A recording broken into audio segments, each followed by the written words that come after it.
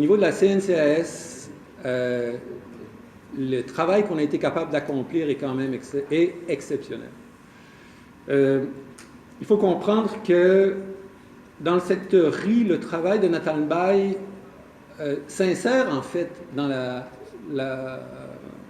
lancée du PSE et de ce fait, en fait, vise à maximiser en fait l'effet de tous les autres appuis qu'il y a pu y avoir dans le secteur agricole, notamment à travers le PRACAS et à travers le PNAR, à travers l'action de la SAED, l'action des autres partenaires comme la JICA. Mais l'approche de Nathan Bay est une approche de facilitation un peu spéciale et très innovante. Et ce qui a été intéressant, c'est qu'on a trouvé dans la CNCAS le partenaire idéal pour l'innovation. Et à travers la CNCAS, on a été capable d'apporter des innovations vraiment déterminantes et qui, à l'heure actuelle, intriguent non seulement la direction de l'USAID, mais en fait, là où j'ai pu le présenter, l'ensemble de l'Afrique et beaucoup de partenaires au développement. Je vais les citer rapidement. Certains d'entre vous en auront entendu parler. Certains d'entre vous les pratiquent déjà. On parle par exemple des approches très novatrices en matière de contractualisation, qui ont été introduites dès 2012 et qui ont été construites de manière itérative, de saison en saison, pour arriver à un système qui aujourd'hui mobilise plus de 10 milliards de crédits de campagne pour le secteur riz et de l'équivalent en matière de crédit à la commercialisation, à partir d'une base qui se chiffrait à peine 2 à 3 milliards au moment où ça a démarré, avec des niveaux de remboursement qui maintenant dépassent, j'imagine, je crois qu'on est rendu à 95% de taux de remboursement, alors que quand je suis arrivé ici au Sénégal en 2010, bon, passons sur le niveau de remboursement qu'on avait à cette époque-là. Et donc, cette contractualisation associée à des mécanismes de nantissement, de tierce détention maintenant, des systèmes de validation des crédits appuyés sur le géoréférencement, l'introduction, la généralisation de l'assurance agricole à travers la vallée du fleuve, et beaucoup de producteurs insatisfaits du niveau de l'assurance actuelle et qui poussent en fait le Crédit agricole et la CNAS, en fait, à développer des formules innovantes, en fait, qui sont actuellement en cours de développement. Le pilotage prochain, en fait, des mécanismes de récépissé d'entrepôt qui auront été développés en collaboration avec la Banque mondiale et avec à travers l'action du ministère du Commerce. En fait, et bientôt l'introduction du crédit bail et donc avec vraiment toute une dimension très intégrative, en fait, inclusive.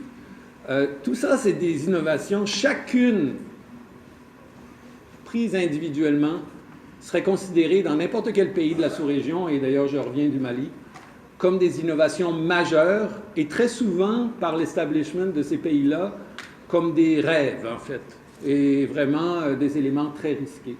Et ce que je peux dire, c'est qu'avec la CNCAS, on a été capable de mettre en œuvre ces programmes-là, de les faire passer à l'échelle avec des ratios de l'ordre de 6 à 7 fois la croissance sur quelques années, mais sans filet.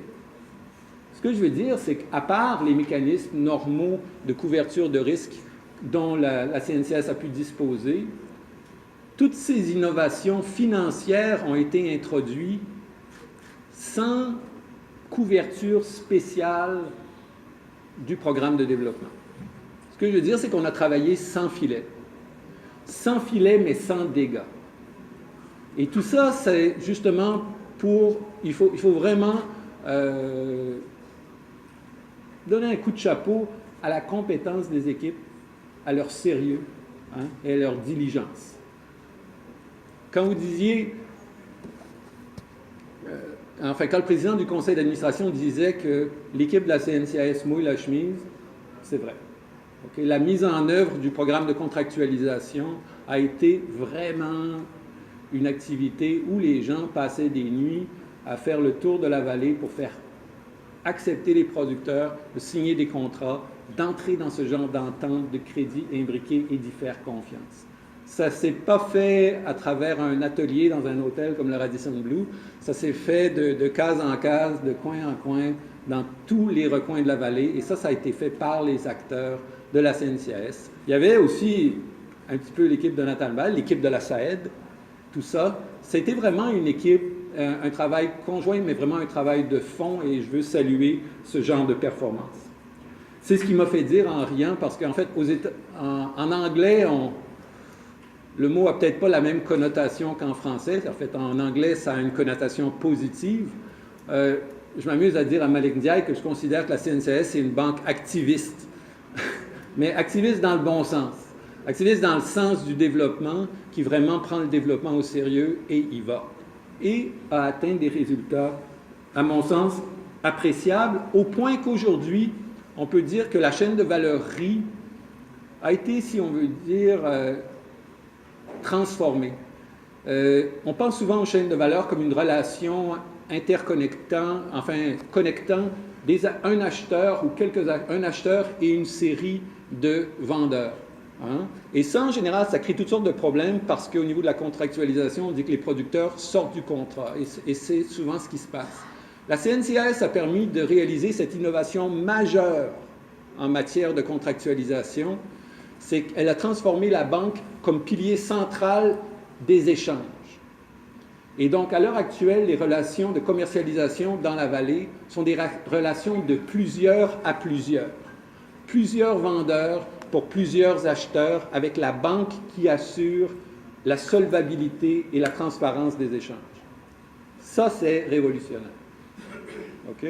Et on peut dire, et ça a eu des impacts. Ce que je veux dire, c'est que les impacts ne sont pas seulement des impacts financiers. L'impact du travail qu'on a eu avec la CNCAS a permis, 1, d'augmenter la productivité agricole, 2, a réellement implanté une culture de la qualité, parce que les systèmes de crédit n'auraient pas fonctionné autrement, a permis de stabiliser le prix aux producteurs, a permis la diffusion de la mécanisation en créant une demande solvable pour les besoins de mécanisation, a permis aussi le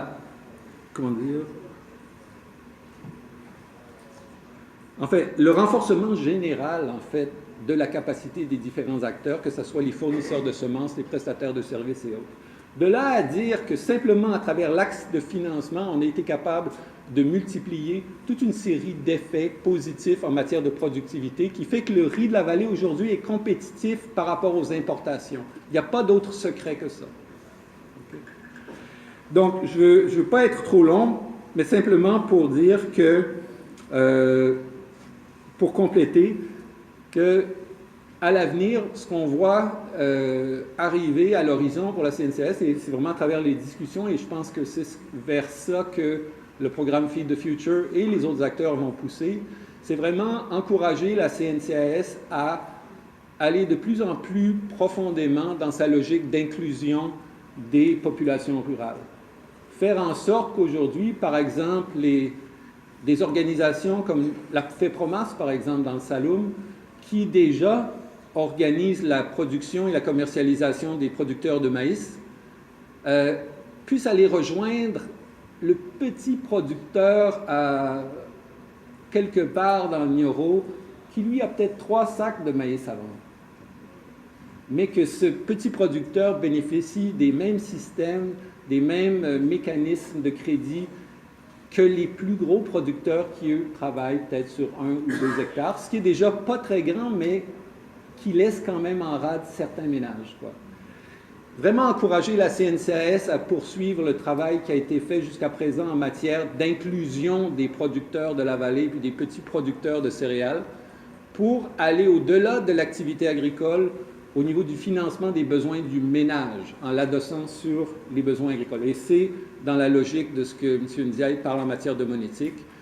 Et ce que je veux dire, tout ce qui est ici semble des visions, mais à mon avis, c'est quelque chose qui définitivement devrait arriver d'ici bien avant l'horizon 2022 si on se fie au momentum que l'organisation a été capable de développer.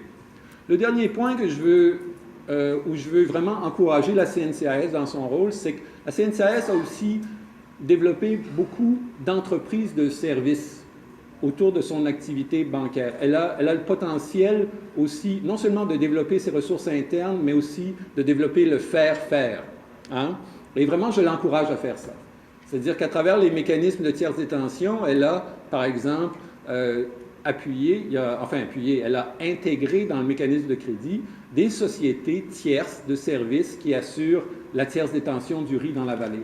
Tout ça, elle a aussi appuyé un cabinet d'audit qui assure la validité des données qui circulent pour son mécanisme de crédit.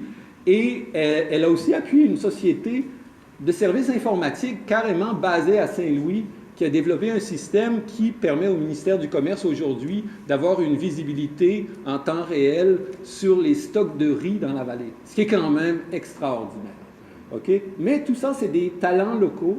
C'est des talents locaux qui ont été embauchés et qui voient dans la CNCAS la capacité, un donneur d'ordre qui va leur permettre d'évoluer puis de développer leurs compétences. Et donc, dans ce sens-là, je pense que vous avez aussi un rôle très important pour développer les compétences locales et puis développer vraiment un tissu d'entreprises au-delà de l'agriculture qui desservent l'agriculture, que ce soit dans la maintenance d'équipements agricoles ou autres.